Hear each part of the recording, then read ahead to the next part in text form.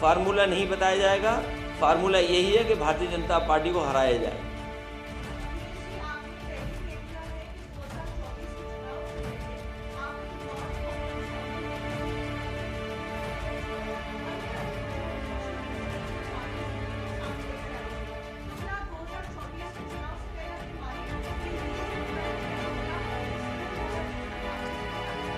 अभी regional parties और कुछ दल इस प्रयास में हैं कि कोई न कोई अलायंस, गठबंधन या कोई भी फ्रंट तैयार हो, और इस कोशिश में आदरणीय ममता बनर्जी जी भी काम कर रही हैं।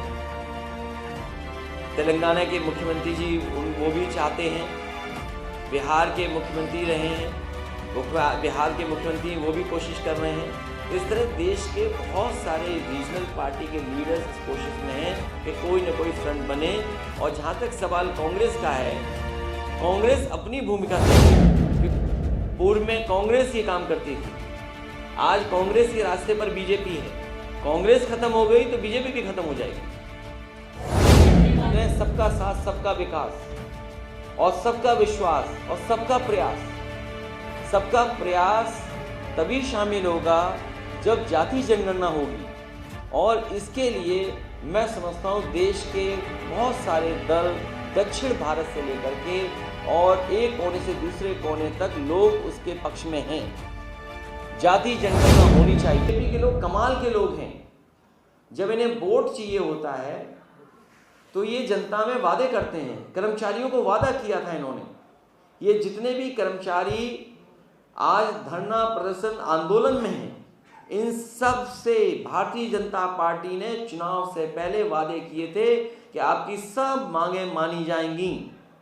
लेकिन सरकार बनने के बाद वो मांगें नहीं मांग रहे हैं। और जब मांगें नहीं मांग रहे हैं तो अंतर्गत पूरा उत्तर प्रदेश में बिजली संकट पैदा है। बिजली नहीं है।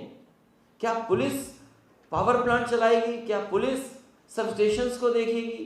क्या पुलिस डिस्ट्रीब्यूशन देखेगी? पुलिस जो लॉ एंड ऑर्डर नहीं ठीक कर पा रही है, वो बिजली कैसे ठीक करेगी?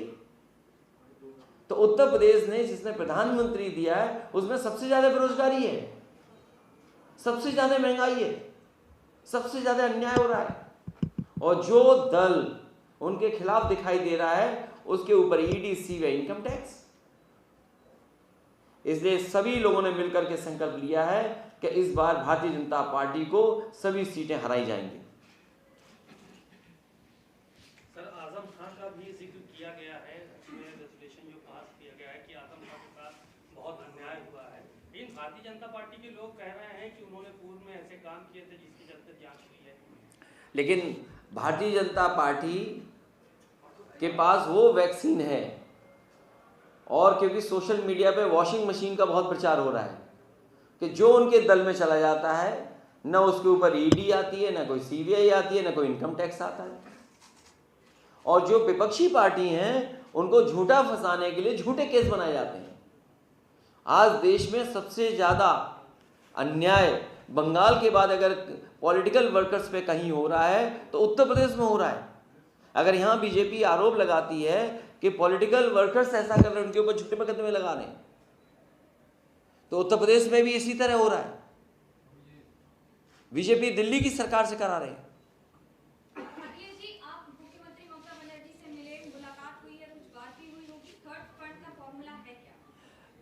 फार्मूला नहीं बताया जाएगा। फार्मूला यही है कि भारतीय जनता पार्टी को हराया जाए। अखिलेश जी, आपने पहले कह दिया है कि 2024 के चुनाव से पहले आप एक non Congress anti BJP front के तहत जो है अन्य जो विपक्षी दल है, रीजनल पार्टी, उनको साथ लेकर आएंगे। तो क्या 2024 के चुनाव से पहले हम ये माने कि ये जो फ्रंट है वो बिना कांग्रेस के ही होगा, रीजनल पार्टीज के साथ? अभी रीजनल पार्टीज और कुछ दल इस प्रयास में हैं कि कोई न कोई अलायंस, गठबंधन या कोई भी फ्रंट तैयार हो, और इस कोशिश में आदरणीय ममता बनर्जी जी भी काम कर रही हैं। तेलंगाना के मुख्यमंत्री जी वो भी चाहते हैं, बिहार के मुख्यमंत्री रहे हैं, बिहार के मुख्यमंत्री वो भी कोशिश कर रहे हैं। तो इस तरह देश के बहुत सारे रीजनल पार्टी के लीडर्स इस कोशिश में हैं कि कोई न कोई फ्रंट बने। और जहाँ तक सवाल कांग्रेस का है, कांग्रेस अपनी भूमिका तय करे, क्योंकि कांग्रेस राष्ट्रीय पार्टी है, हम लोग रीजनल पार्टी हैं, तो दिल्ली वाले लोग अपना तय करें कि उनकी भूमिका क्या होगी। अखिलेश जी, सवाल यह है कि यूपी पुलिस ने आंकड़ा जारी किया जहां पे देखा जा रहा है 10,000 के करीब एनकाउंटर हुआ है, उसमें 68 के करीब क्रिमिनल्स मारे गए, कैसे देखते हैं आप इसको? भारतीय जनता पार्टी और खासकर उत्तर प्रदेश की सरकार पर सबसे ज़्यादा आरोप लगे हैं फेक इनकाउंटर्स के, और केवल ये आंकड़ा देख रहे हैं आप, वहीं ये आंकड़े भी आप देखें कि सबसे ज़्यादा कस्टोडियल डेथ अगर कहीं आंकड़े बढ़े हैं तो उत्तर प्रदेश में बढ़े हैं। नेशनल ह्यूमन राइट कमीशन ने सबसे ज़्यादा नोटिस अगर किसी सरकार को दिए हैं तो उत्तर प्रदेश की सरकार को दिए हैं। महिला आयोग पे जो जानकारी है तो देश में सबसे ज़्यादा अपराध अगर महिलाओं के ऊपर कहीं बढ़े तो उत्तर प्रदेश में बढ़े हैं। और जितने भी ये फेक इनकाउंटर्स हो रहे हैं, इनकी जब कभी भी जांच आएगी तो बहुत सारे अधिकारी कटघरे में खड़े दिखाई देंगे। अखिलेश जी, 2000 चुनाव से पहले क्या हम ये देख सकते हैं, आपको क्या आप सस्पेक्ट कर रहे हैं कि ये जो एजेंसी से ईडी सीबीआई उनका शिकंजा जो है आपके पार्टी तृणमूल कांग्रेस के नेताओं पर जो है बढ़ता चला जाएगा? 1-2 महीने और हैं, उसके बाद तो चुनाव शुरू हो जाएगा। चुनाव शुरू हो गया है, बीजेपी लाख कोशिश कर ले इस तरह की, जनता ये जानती है कि केवल पॉलिटिकल पार्टीज जो बीजेपी को हरा सकती हैं उन्हीं के घर पर ईडी सीबीआई इनकम टैक्स जा रही है। और जिन जिन ने इन एजेंसियों का दुरुपयोग किया है, जब फ्रंट के बारे में बात होता है, हम देखते हैं पार्लियामेंट में आप लोग एकजुट होकर काम करते हैं, वहां पे टीएमसी नहीं जाता है, लेकिन समाजवादी पार्टी की तरफ से आप लोग ईडी के खिलाफ कभी जाते हैं धरना प्रदर्शन करने, कभी पार्लियामेंट में गांधी मूर्ति की तरफ जाते हैं। कांग्रेस के साथ आप लोग जाते हैं पर तृणमूल कांग्रेस नहीं जाते हैं, और आप आके ममता जी के साथ मीटिंग कर रहे हैं, कैसे फॉर्मूला में आ रहे हैं? See on the floor of house जो फ्लोर कोऑर्डिनेशन है वो अलग चीज है। कई बार कुछ मुद्दों पर सब एक साथ आ जाते हैं, लेकिन जो जमीन की लड़ाई है वो अलग है।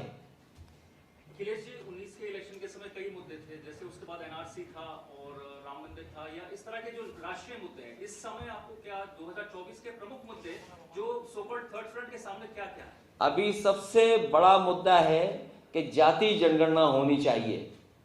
बीजेपी का 2014 का नारा था अच्छे दिन, और फिर बीजेपी के लोग ये नारा दे रहे हैं सबका साथ, सबका विकास और सबका विश्वास और सबका प्रयास। सबका प्रयास तभी शामिल होगा जब जाति जनगणना होगी, और इसके लिए मैं समझता हूं देश के बहुत सारे दल दक्षिण भारत से लेकर के और एक कोने से दूसरे कोने तक लोग उसके पक्ष में हैं। जाति जनगणना होनी चाहिए, उसके पक्ष में है। बिना उसके सामाजिक न्याय संभव नहीं है, और जितना भी प्राइवेटाइजेशन होगा उतना ही बाबा साहब भीमराव अम्बेडकर जी के दिए हुए अधिकारों का हनन होगा। ये अधिकार छीने जा रहे हैं, और अधिकारों की लड़ाई पूरे देश में लोग चाहते हैं। याद कीजिए आप ओल्ड पेंशन स्कीम को लेकर के, हालांकि यहाँ परिस्थितियाँ अलग हैं बंगाल में, जैसे ही उत्तर प्रदेश में ओल्ड पेंशन का सवाल खड़ा हुआ, राजस्थान ने उसको स्वीकार कर लिया, हिमाचल में भारतीय जनता पार्टी की सरकार चली गई, बहुत सारे प्रदेश उस दिशा में काम कर रहे हैं। तो मैं समझता हूँ ये तमाम वो मुद्दे हैं जिन मुद्दों का भारतीय जनता पार्टी को जवाब देना पड़ेगा। बहुजन विचारधारा को घर घर तक पहुंचाने के लिए हमारे YouTube चैनल को सब्सक्राइब करें, लाइक करें, कमेंट करें, शेयर करें और बेल आइकन की घंटी दबाना ना भूलें।